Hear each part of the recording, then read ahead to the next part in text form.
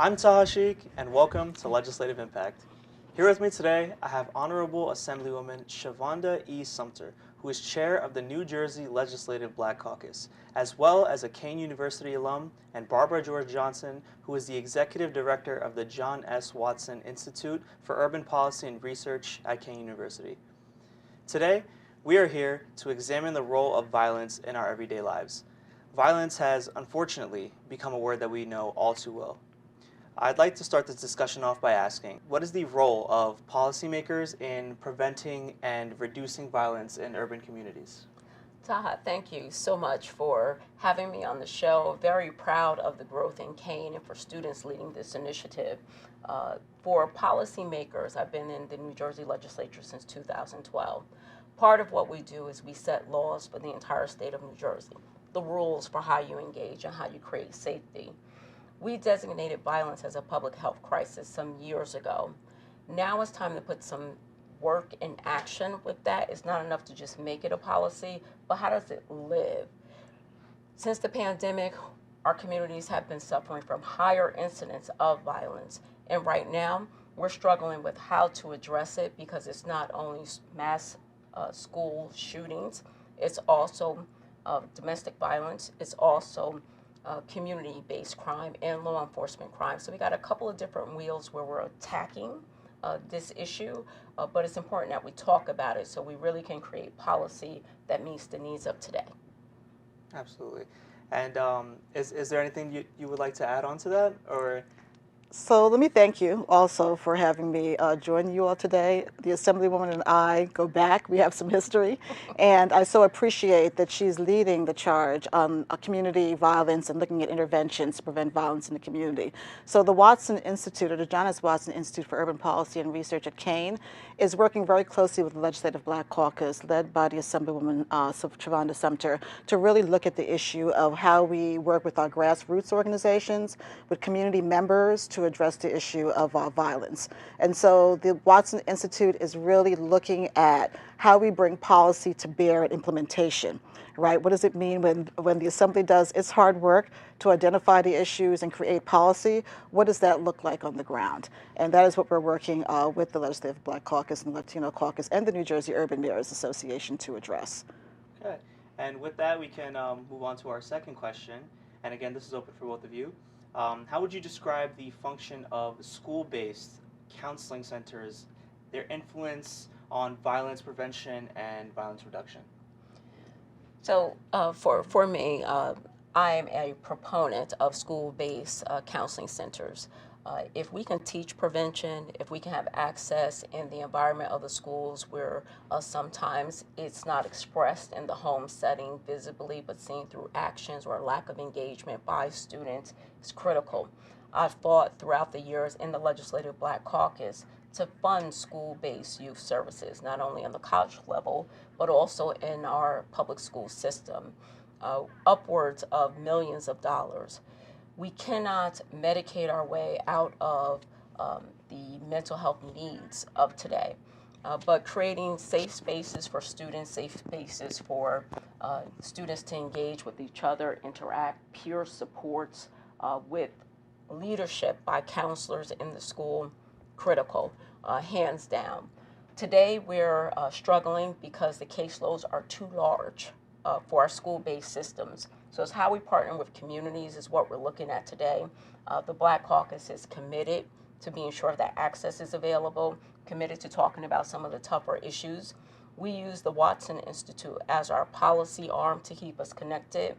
You heard Barbara mention the urban mayors, also working with the ACLU, our community partners, because while we are a dense state, we're also a very, rural, urban, suburban, populated state that has multiple ethnicities with social barriers, social determinants that impact how you engage in a mental health system and destigmatize it.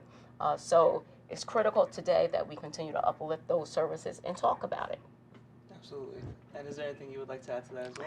I would just add that, again, we have to really drill down on understanding that we have social determinants of health, and in this case, it's social determinants of violence. So the school-based health centers have been critical. They've been in place for, I want to say, over 25 years, and critical for students, particularly from underserved communities, who sometimes don't have access to health care, and mental health is part of health care. So we want to make sure that when kids spend 3/4 of their time in a building connected to other students and to adults who are professionals in that building, that we want them to have access to whatever their needs are. And so we found the school-based youth clinics, or school-based clinics in general, really provide a service to youth who typically may not have that access when they're outside of the school setting. And to the Assemblywoman's point, you're working, you're associated with your peers, you're engaging with school leaders that you might have built a relationship with. That is when others outside of the home may have access to identifying that there's a need. And so to be able to address that need immediately, to connect with parents who are comfortable in engaging with school systems from pre-K all the way through 12th grade, right? It's important that those services are there. So part of what the Watson Institute is involved in is looking at best practices across the country, looking at what's worked in the state of New Jersey and how we compare that to what's happening elsewhere, to ensure that we are not throwing the baby out with the bathwater when we talk about how we increase case load, or increase the support for the large caseload and the volumes that we have in our schools, but how are we looking at improving what we know already works? How can mentorship by people with lived experience alter the trajectory of young people who have been underserved and disenfranchised, particularly in poor communities of color? That's a loaded question. So I just want to back up a little bit and also look at institutions like Kean that are educating new counselors and leaders for today. Also important as we look to build a pipeline of counselors within the school system, being sure that they're readily available and also available to service and treat families when they need more than just a contact or a touch, but continued care. So a couple things, right? First, we have to socialize that access is available and it's destigmatized, right? It's no longer you're not cool if you have a therapist. I always like to use the reference of California, where everybody has a therapist, right? And it's the in vogue thing, and or like a medical condition of diabetes, mental health is that. It's not that you'll be cured, but you'll learn different coping mechanisms to live with it and to thrive with it, to process your anxiety, to process a traumatic incident that has occurred. And for underserved communities, the trauma is real.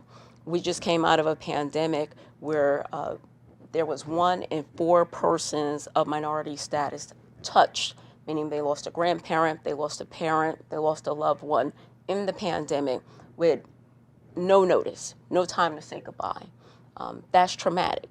We couldn't do burial services, which for ethnic communities, especially the African American community, is a time of homegoing, celebrating, gathering to support and show love to the family.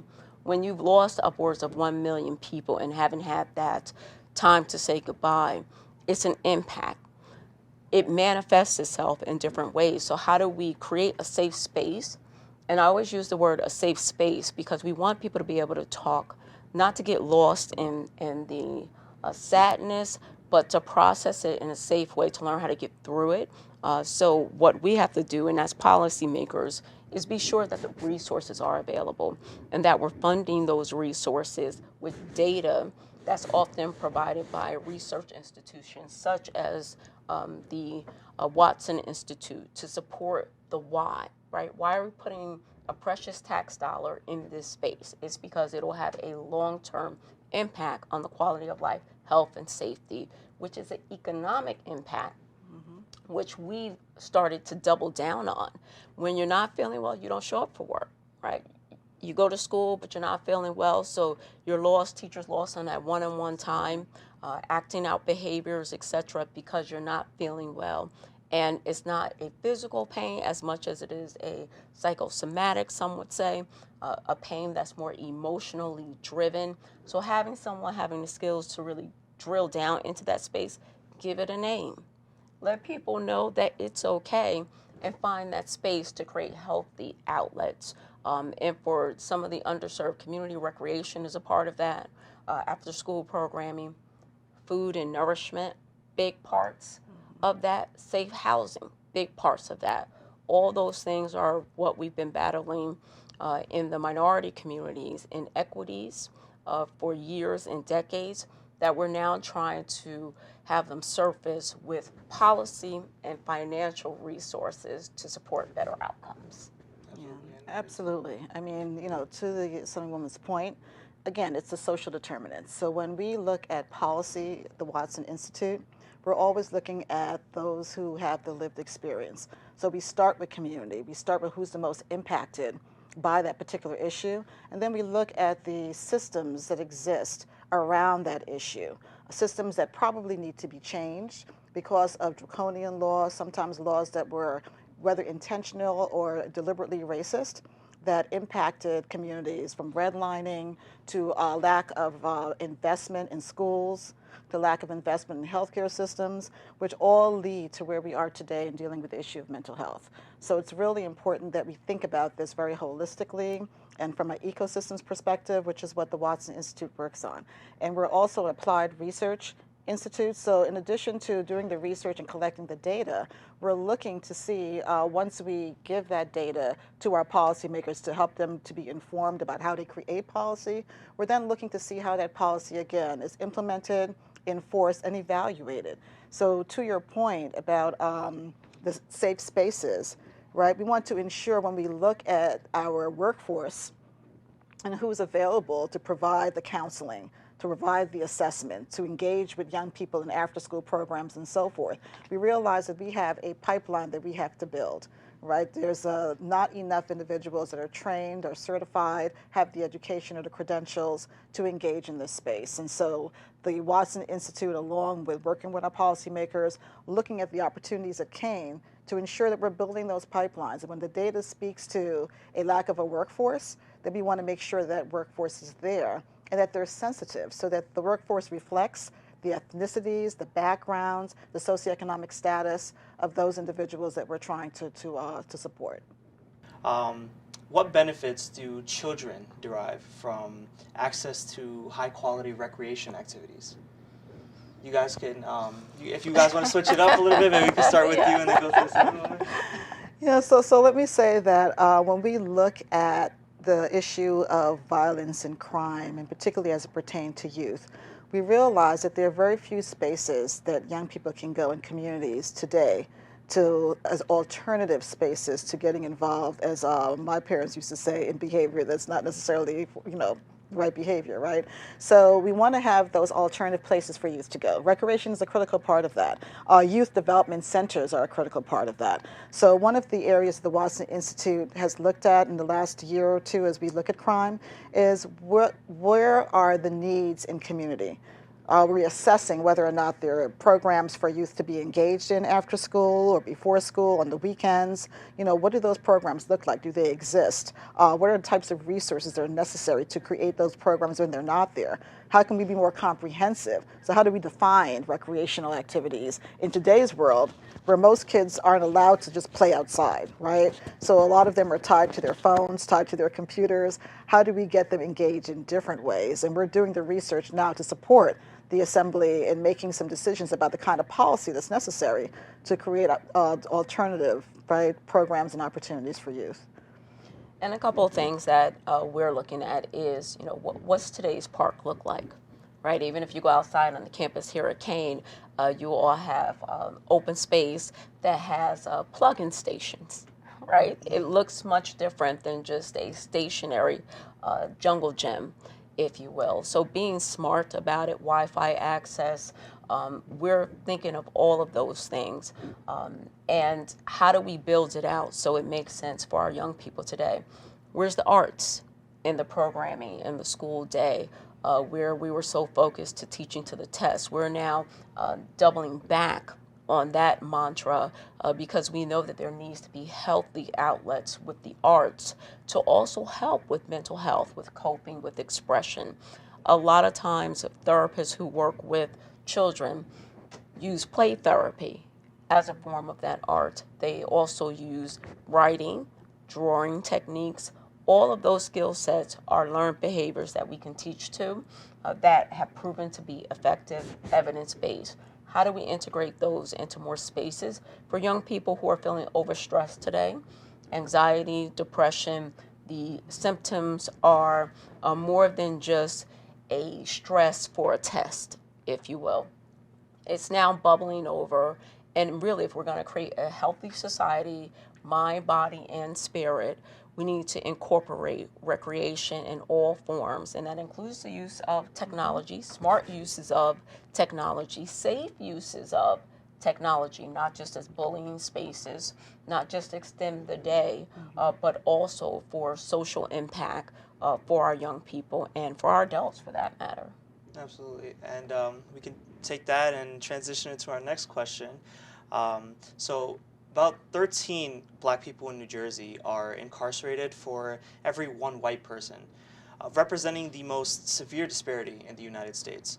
From January 2018 to June of 2021, an average of about 71% of people detained in jail before trial for weapons-related offenses were black. Furthermore, about 9% of people who were released from jail before trial were later rearrested for certain serious and weapons offenses. How should policymakers balance the need to hold accountable people who are released pending trial and later rearrested, which the disproportion with black people in New Jersey are incarcerated? You want me to take that one first? Yeah, you can. It's up to you guys. It's up to you guys. So a couple of things. The rates of incarceration in New Jersey is still upwards of 60% for persons who are African American. Same offense committed by our non-African American, non-minority counterparts. The enforcements are stark. Right, how sentencing is done is over-enforcement. We have statistically proven with evidence that it's over-enforcement on black and brown persons in the criminal justice system. With that, we've called through the Black Caucus, our late chairman, Senator Ronald L. Rice, to have racial equity impact statements done for any legislation in the criminal justice space. When we're looking to add fines and fees on different offenses, first degree offense, second degree, fourth degree offense, we look at what's the impact economically as well as race-wise on persons of African American descent and Hispanic descent. The numbers are unbelievable. I'm from the city of Patterson. Recently we had the Attorney General's office take over the police department, and the data showed that 60% of uses of force were on African Americans, and we're less than 20% of that population. There's a problem. So we can't just talk about it from a policy standpoint. We have to double down in that space, and I'm proud of the Legislative Black Caucus. We worked on significant issues such as bail reform. While it's not perfect, but again, it was proven. We languish in jail because we don't have the bail, lose job opportunities because we've been overcharged for a stop, that a traffic violation that did not warrant that level of detainment.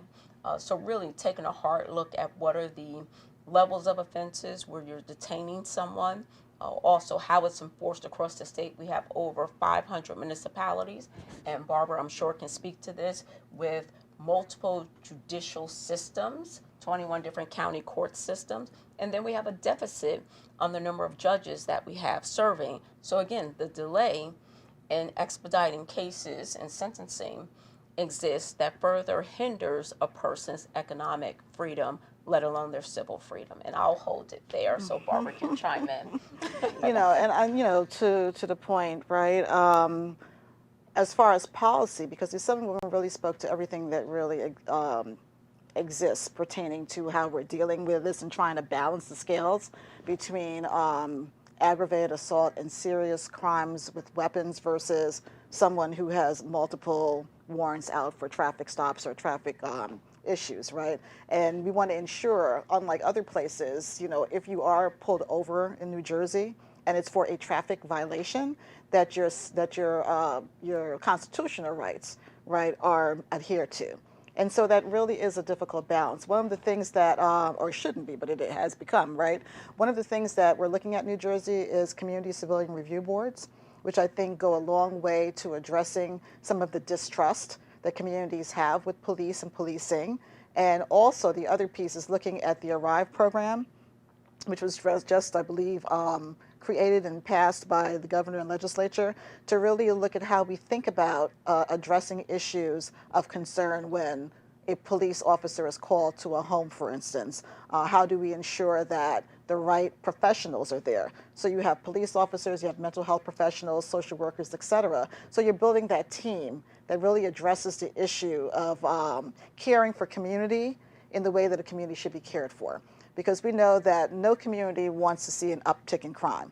You know, everyone in the community wants to be in a safe and healthy community.